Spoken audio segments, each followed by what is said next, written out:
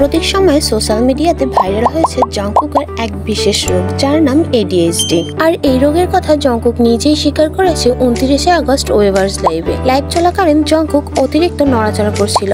তখন একজন army comment করে অতিরিক্ত নড়াচড়া না করতে, আর এর উত্তরে জংকুক বলে, আমি এটি নিয়ন্ত্রণ করতে পারি না, আসলে আমি ADHD তে আক্রান্ত, তাই আমি এমন করি। অ্যাকচুয়ালি এটা জংকুক সিরিয়াস বলেছে নাকি ফান করে বলেছে সেটা একমাত্র জংকুকই জানে। তবে এই কথার পরেই সোশ্যাল মিডিয়াতে তোলপাড় শুরু হয়ে যায় জংকুকের এই রোগ নিয়ে। আচ্ছা, এইবার আমরা জানবো এই ADHD রোগটা আসলে কি। এটা জানার জন্য আমি একটু ইন্টারনেটে ঘাটাঘাটি করলাম। তখন জানতে পারলাম ADHD হলো একটি নিউরোডেভেলপমেন্টাল অবস্থা, যা মূলত মনোযোগের অভাব। ADHD যার ফুল মিনিং হচ্ছে attention deficit hyper activity disorder.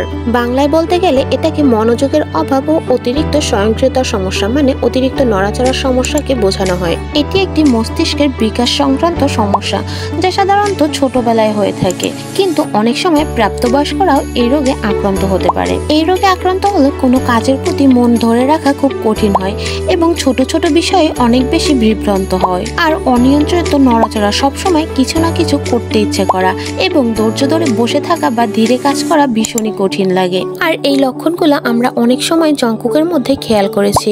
Live চলাকালীন অবস্থায় জংকুক ধীরস্থিরভাবে খুব কমই বসে। তবে সবচেয়ে বড় কথা হচ্ছে, জংকুক যদি এই রোগে আক্রান্ত হয়েও থাকে তাহলে তার জীবনের কোনো ঝুঁকি নেই। এটা অবশ্যই সঠিক চিকিৎসা এবং থেরাপির মাধ্যমে নিয়ন্ত্রণ করা যায় এবং ধীরে ধীরে সুস্থ হয়ে ওঠা যায়। আর সত্যি যদি আমাদের জংকুকের এই রোগটা হয়ে থাকে তাহলে আশা করি আল্লাহর রহমতে খুব তাড়াতাড়ি সুস্থ হয়ে যাবে। সো আর্মিরা, এটা নিয়ে বেশি চিন্তা করো না, সবাই জংকুকের জন্য দোয়া করবে যেন সে তাড়াতাড়ি সুস্থ হয়ে যায়। তাহলে আজকের ভিডিও এই পর্যন্ত।